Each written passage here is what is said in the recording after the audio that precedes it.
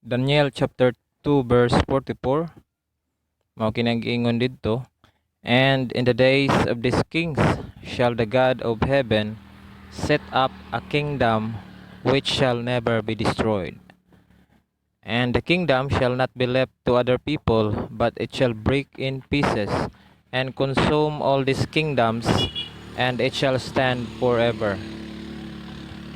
Dinhi atong makita nga ang Dios magatukod og usa ka gingharian nga dili gayud malumpag.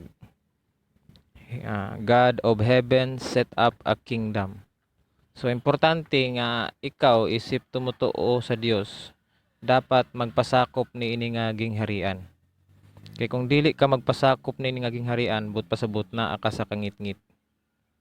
So tanan tawo karon na atong giimbitar, atong gi-invite nga magpamember diri sa gingharian, katong gusto i-text lang ang inyong mga pangalan sa numero 0906-774-8986. Ang inyong kompletong pangalan o address. So dinhi atong makita sa verse nga adunay kingdom nga tukuron ang Dios, and then diri sa ubos, this kingdom will consume all these kingdoms. So plural, daghan na. But pasabot dunay daghan nga mga gingharian karon nga nibarog sa kalibutan. But these kingdoms are lower manifestations.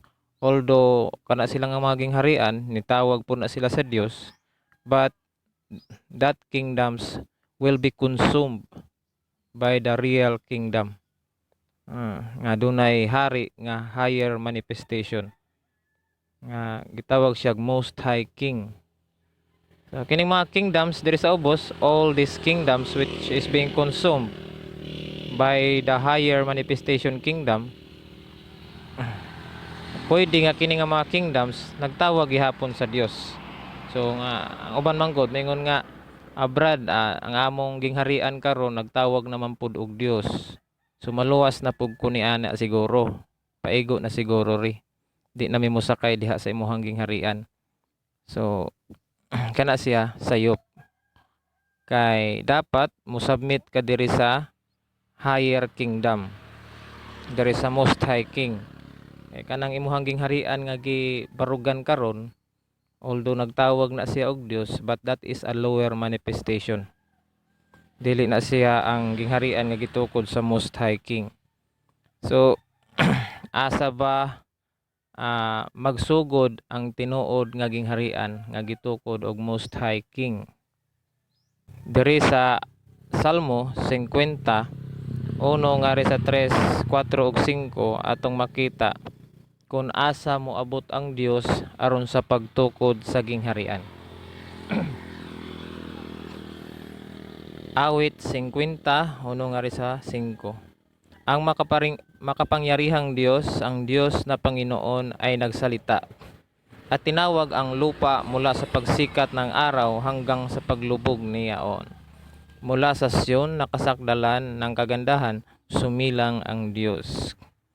Ang aming Diyos ay darating at hindi tatahimik. Isang apoy na mamumugnaw sa harap niya at magiging totoong malaking bagyo sa palibot niya. So asa daw mo abot ang Diyos aron sa pagtukod o gingharian? Kaning gitawag og Most High Manifestation. Ang ilhanan kung asa ang Diyos magtukod og gingharian matod pa diha ni Haring David, dunay apoy og libutan kana og malaking bagyo. So that is why atong gipahibalo nga ang tinuod nga gingharian mao kining gingharian nga nagsugod dinhi sa Visayas, dinhi sa Leyte. Nga inyong hari mao ang Lord, ang hari King Rene Turlaw. Mao karon ang hari, ang Most High King nga nahimong instrumento sa Almighty Father aron sa pagtukod niini nga gingharian. That is why niingon diri si Haring David, ang aming Dios ay darating at hindi tatahimik. So pasabot dunay hari nga mas labaw pa niya. Ngayon siya ang aming Dios. Kasi hari na siya pero doon na pay labaw niya nga hari. Nga ang ilhanan ana kuno diha dunay apoy nga libutan ka na og dako nga bagyo. Magiging totoong malaking bagyo sa palibot niya. That is why niadtong November 8, 2013 gilibutan kita og Yolanda dinhi sa Region 8, dinhi sa Leyte. Kay niya na di ay ang inyong Dios, niya na di ay ang inyong hari. Sa lamang na siya katao apan adunay authority sa Almighty Father. That is why gitawag na ni Haring David og Dios. Kay tao lamang sa inyong pananaw apan Dios ang iyang espiritu. Siya'y tatawag sa langit, sa itaas at sa lupa upang mahatulan niya ang kanyang bayan. Siya'y tatawag sa langit, sa itaas at sa lupa. Saibot pasabot ni ini. So adunay langit nga iyang gipang tawag. Bot pasabot ini ang mga lower heavens. Ang first heaven ug ang second heaven inyo niya nang mahibaluan sa sunod nga mga verses. Nganong adunay langit nga iyang tawagon. Bot pasabot ni ini ang mga lower type of governments, lower type of kingdoms, or lower type of religions. Tungod kay kining relihiyon nga gitukod sa Dios, kining gingharian nga gitukod sa Dios, mao ang most high religion. Mao ang pinakataas og himaya og himaya sa tanan nga mga organisasyon og kapunungan. Asa ba ang gingharian paingon? Kay dinha lagi atong nasabtan nga ang Dios nagtukod karon og gingharian. Matud pa ni Daniel, in the days of this king shall the God of heaven set up a kingdom. Atong nasabtan nga si Haring David misulti, libutan ka nagdakong bagyo. Naa dinha ang tinuod nga hari aron sa pagtukod sa gingharian. Karon kung nakasakay ta niini nga gingharian og nituo ta karon niini nga pagsangyaw, asa man ta dadaa sa Dios? Dapat masayod pud ta og asa ang biyahe sa gingharian.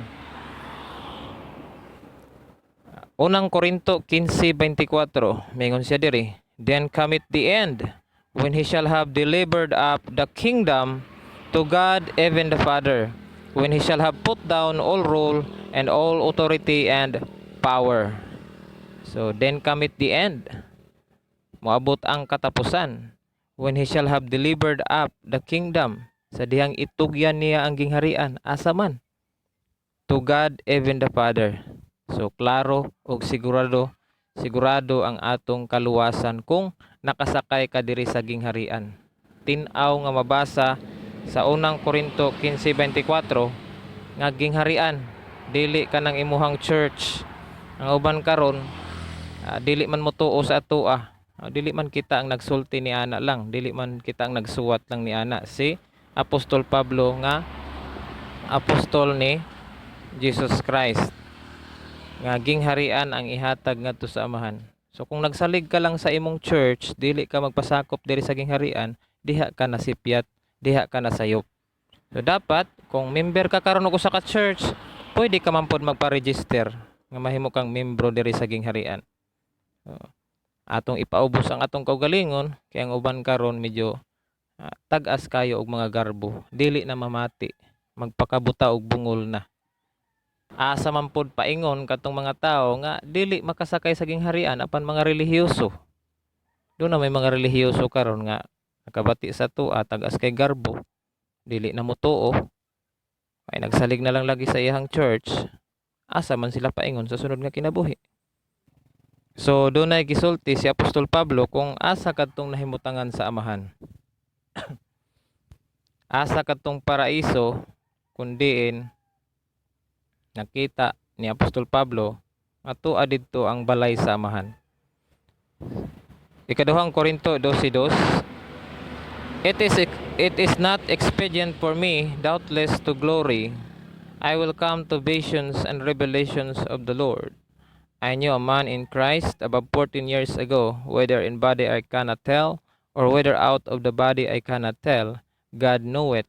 Such an one caught up to the third heaven. So dunay ikatulong langit kundiin tuwa didto nimo makita ang balay sa amahan. So atong klarohon, atong i-illustrate kung dunay third heaven, dunay second heaven, dunay first heaven. Og doon na po'y gawa sa langit gawas niya ng tulo ka langit, doon na po'y eternal darkness. So atong i-illustrate mao kini siya ang illustration base sa nakasulat sa Biblia sa description sa tulo ka mga langit. Three heavens of glory. So doon ay pinakaubos, eternal darkness, mao kini ang gawas sa langit. Walay katapusan nga kangit-ngit. Ipiyong ang imong mga mata, ingon ana kangit-ngit kanang eternal darkness. So doon na po'y first heaven. Ang first heaven, glory of the stars, sama kahayagon sa bituon. Kanang gabi nga hayag ang bituon, walay buwan. So ingon ana kahayagon ang first heaven, glory of the stars. Doon na po'y glory of the moon, mao kana ang second heaven. Ang ihang kahimtang sama kahayagon sa gabi nga maghayag ang buwan. Kuan mo anang gabi nga maghayag ang buwan, magduwa ang mga bata. Ingon ana kahayagon ang second heaven. Doon na po'y third heaven, glory of the sun. Sama anang udtong tutok nga hayag kaayo ang adlaw. Ingon ana kahayagon ang third heaven. So glory of the sun. So hayag tinaw kaayo ang palibot sa kahimtang sa third heaven. So para asa man kining third heaven? Atong nabasa dito nga, then cometh the end, when he shall have delivered up the kingdom to God even the Father. Tanan nga nakasakay sa gingharian, diha ibutang sa amahan sa ikatulong langit. Kadtong mga wala makasakay sa gingharian, obviously ni ay eternal darkness, dunay first heaven, dunay second heaven nga giandam alang ni anang mga tawo nga magpagahi sa ilang kasing-kasing. So katong mga relihiyoso nga mga dili makasakay sa gingharian, asa man sila dapit ibutang sa Dios. Kay kanunay man silang nagbasa sa Biblia, kanunay nagampo, nagtawag sa Dios apan wala lang mosakay sa gingharian. Dunay second heaven nga giandam alang kanila. So muna siyang second heaven is glory of the moon. Sama kahayagon anang gabi nga hayag ang buwan. Doon na po'y mga tao nga nakaila og Dios apan satanic, dili motuo sa mga balaod sa Dios. Doon na po'y first heaven nga giandam alang kanila. Wala sila pakialam sa balaod sa Dios. Unlike sa karing mga naa sa second heaven nga mga balaan, nagpakahuli, nagpaton sa pagkabalaan, mga tag-as ug mga sinina, kanunay nga fasting.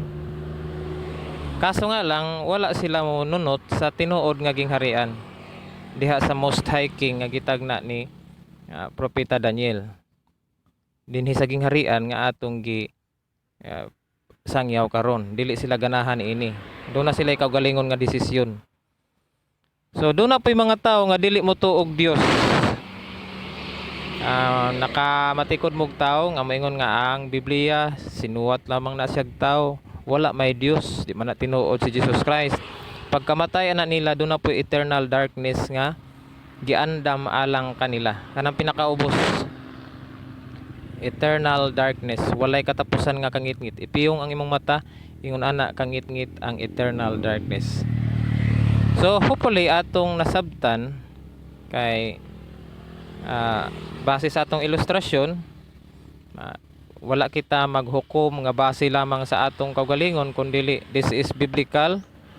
We are basing to what is written, kung sa'y may nakasulat sa Biblia.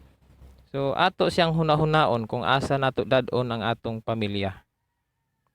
Asa man kaganahan nga magpuyo sa sunod nimo nga kinabuhi. So kining imuhang kinabuhi karon, this is the time of preparation alang sa sunod nga kahimtang sa imuhang kinabuhi. So kung naalang ka sa imong relihiyon, di ka munot diri sa gingharian, dunay second heaven nga giandam alang kanimo.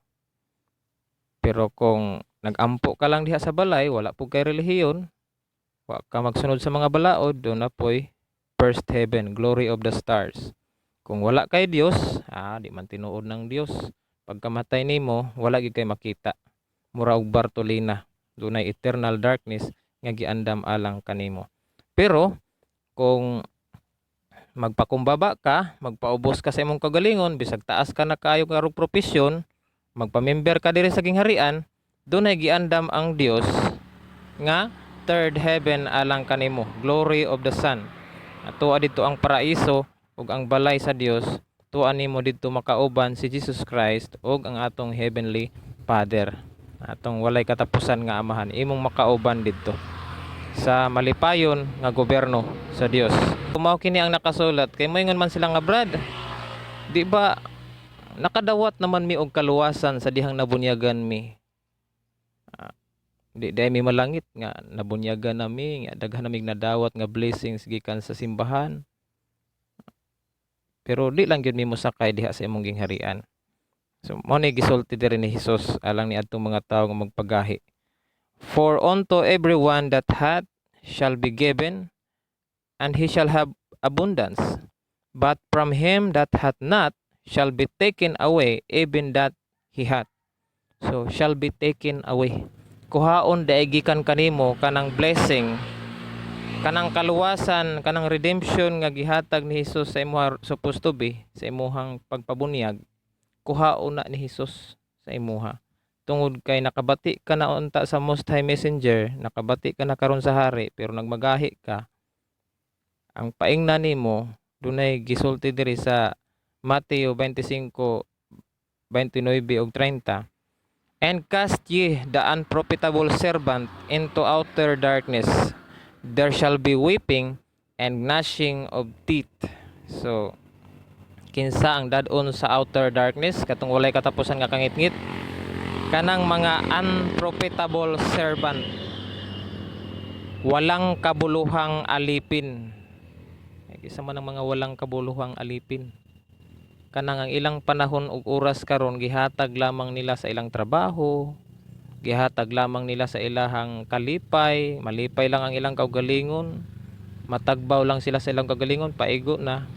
Ang magsasangyaw nga ri sa Dios gipaliwala lang, makabati sa kamatuoran magpabutabungol lang, mura lagwa, makabati nining video mura lang nakabati og presentation, baliwa lang. So mo na sila gitawag og unprofitable servant. Karon kung dili ka manundog anak nila, imong i-text ang imong pangalan ug address sa 0906-774-8986 aron mamember ka sa tinuod nga gingharian ug makadawat ka sa mga himaya dinhi. So ato pong testingan ang imuhang pagtuo kay do na po'y mga ning tuo nga dili kalahutay. San nga atong giangkon, wala kita mag-angkon-angkon lamang sa atong kaugalingon. Do na kitay titulo nga mabasa. So daghan man karon ang miangkon og kaluwasan nga sila kuno maluwas sa ilang organisasyon og sa ilang relihiyon og sa ilang simbahan, pero usahay kining pag-angkon nato pareha og pag-angkon og yuta. Unsa may gamit anang imong pag-inangkon og yuta kung wa kay titulo? Pag-abot sa husgado, pag-abot sa barangay, pangitaan kag titulo, dili di ay imo, magsikalag pangangkon. Ang kaluwasan ingon ana pod dapat do na tay mabasa. Unang Korinto 15:24 mingon diri, mo ni ang atong titulo nga mabasa. Then cometh the end, when he shall have delivered up the kingdom to God even the Father, when he shall have put down all rule and all authority and power.